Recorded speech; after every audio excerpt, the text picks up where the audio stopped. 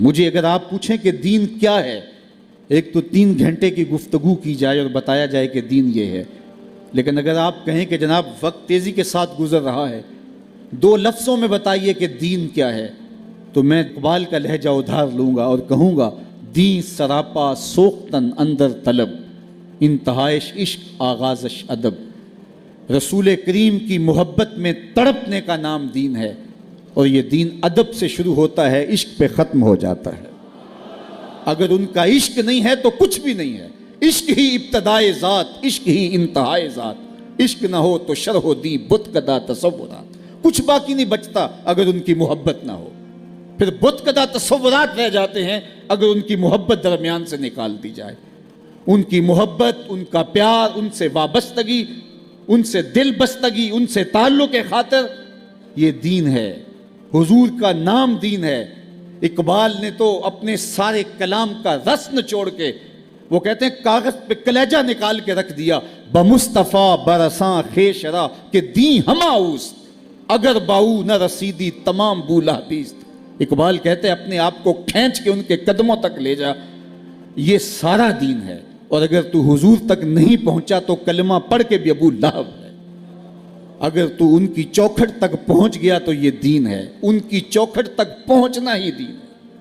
قرآن مجید کا ایک اسلوب دیکھیے، وَإِذَا سَأَلَكَ عِبَادِي أَنِّي فَإِنِّي قَرِيب، اے حبیب میرے بندے جب تیرے پاس آ کے میرا پوچھتے ہیں، بندے میرے ہیں آتے تیرے پاس ہیں اور پوچھتے میرا ہیں، فَإِنِّي قَرِيب، فا تاکیبیہ، پس اس کے بعد علماء کہتے ہیں کل مستتر ہے جو لفظوں میں موجود نہیں ہے،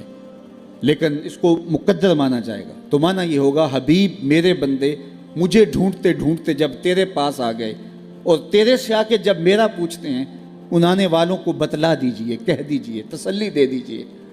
جب تم طلب میں نکلے ہو تو وہ دور نہیں، وہ نیڑے ہی ہے، مل جائے گا۔ لیکن صوفیاء فرماتے ہیں کل کو مقدر ماننے کی ضرورت ہی کیا ہے، بات ہی سیدھی ہے۔ وَإِذَا سَأَلَكَ عِبَادِي أَنِّي فَإِنِّي قَرِيب، محبوب میرے بندے مجھے ڈھونڈتے ڈھونڈتے جب تیرے تک آ گئے ہیں، تو محبوب جب تیرے تک آ گئے ہیں تو پھر میں دور ہوں؟ جب میرے بندے مجھے ڈھونڈتے ڈھونڈتے تیرے تک آ گئے ہیں، محبوب جو تیرے تک آ گئے ہیں وہ میرے تک آ گئے ہیں، تیرے تک پہنچنا ہی تو میرے تک پہنچنا ہے نا۔ اور میرے امام بولے بخدا خدا کا یہی ہے در، بخدا خدا کا یہی ہے در، نہیں اور کوئی مفر مکر، جو وہاں سے ہو یہیں آ کے ہو، جو یہاں نہیں وہ وہاں نہیں، وہی لا مکان کے مکی ہوئے، سر عرش تخت نشیں ہوئے، یہ نبی ہیں جس کے ہیں وہ مکان، وہ خدا ہے جس کا مکان نہیں۔ محبوب تیرے پاس آ کے پھر میرا پوچھتے ہیں، جو تیرے ڈیرے تک آ گئے وہ میرے تک آ گئے، تیرے تک پہنچنا ہی تو میرے تک پہنچنا ہے۔ حضور کے ایک صحابی ہیں، آقا کریم علیہ السلام کی خدمت میں جب وہ حاضر ہوتے تو ان کا طریقہ کیا تھا، دوڑ کے حضور کے ہاتھوں پہ اپنے ہاتھ رکھ دیتے، یا حضور علیہ السلام کے قدموں پہ اپنے ہاتھ رکھ دیتے۔ اس کا مطلب کیا ہوتا؟ مطلب یہ ہوتا کہ حضور مجھے کچھ عطا کیجئے، تو حضور کچھ فرما دیتے۔ ایک دن وہ گزر رہے تھے تو حضور کے دل میں آیا کہ میں اس کو کچھ بتاؤں، تو آقا کریم آگے بڑھے اور ان کے ہاتھوں پہ ہاتھ رکھ دیا۔ حضور نے بھی وہی طریقہ اختیار کیا، اللہ اکبر۔ تو ان کے ہاتھوں پہ جب ہاتھ رکھے تو انہیں مسرت تو بڑی ہوئی، فرمایا آج میں تمہیں 3 باتیں بتاتا ہوں، 3 باتیں میں تمہیں بتاتا ہوں۔ ان میں سے ایک بات میرے حضور نے یہ بتائی کہ فرمایا کہ گھر کا جو ٹاٹ ہوتا ہے اس کی طرح ہو جا، یعنی گھر کے اندر ایک تو آپ نے قالین بچھایا ہے نا، تو قالین کے نیچے بھی ایک سستا قالین آپ بچھاتے ہیں، تو اس زمانے کے اندر وہ چٹائی بچھاتے تھے نیچے بڑی ہلکی سی، اور اس کے اوپر کوئی پھر وہ کپڑا بچھاتے، کوئی آگے کوئی دری بچھاتے، تو نیچے یا کھجور کے پتے کی یا کوئی اور نیچے، تاکہ وہ مٹی نیچے سے آنے سے رکے، اس کے اوپر جو ہے وہ کپڑا، چادر یا کوئی قالین جو بھی کسی کی حیثیت ہوتی، تو جب اس کو اٹھاتے ہیں اس قالین کو، تو جو نیچے والا پڑا ہوا ہوتا ہے اس کو نہیں اٹھاتے، اس کے اوپر سے جو ہے وہ صفائی کر لیتے ہیں اور پھر اوپر والا جھاڑ کے پھر بچھا دیتے ہیں۔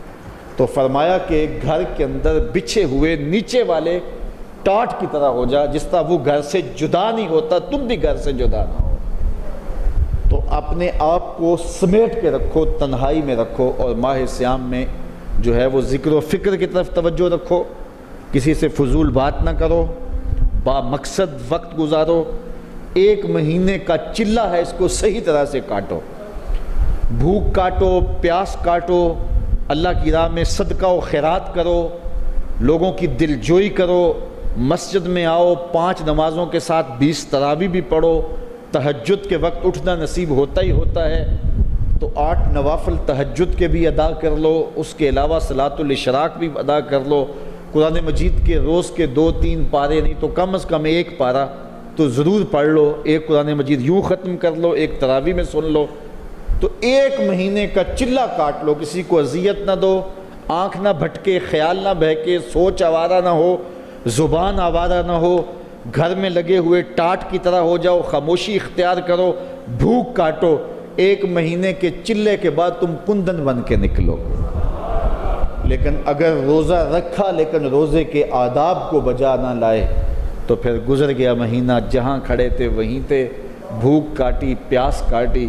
نفس مرا نہیں ہے، نفس کمزور نہیں ہوا، شیطان چھٹ گیا، واپس آ کے حملہ آور ہو گیا،